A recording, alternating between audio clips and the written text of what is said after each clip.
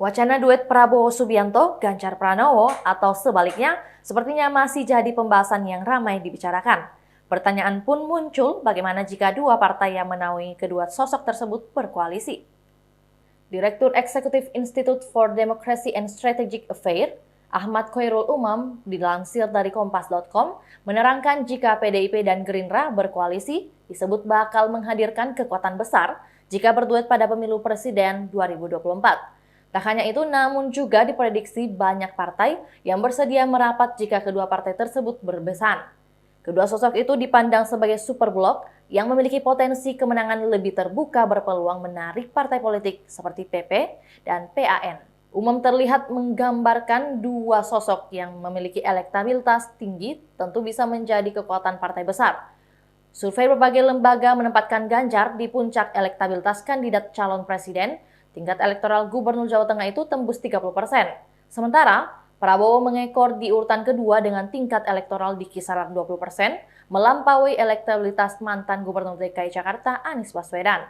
Namun demikian, Umam menduga wacana menjodohkan Prabowo dengan Ganjar bakal terganjal kepentingan masing-masing partai.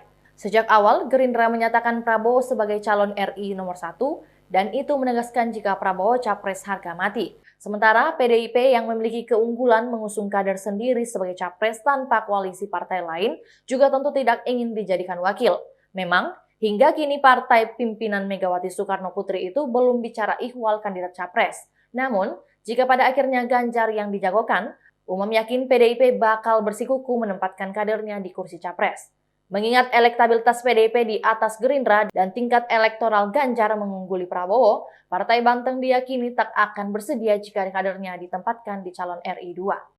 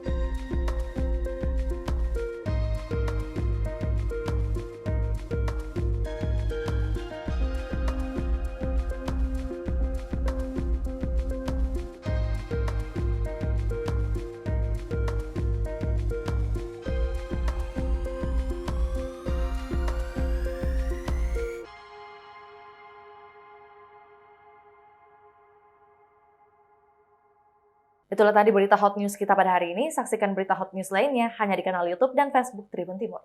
Terima kasih sudah nonton. Jangan lupa like, subscribe, dan share ya.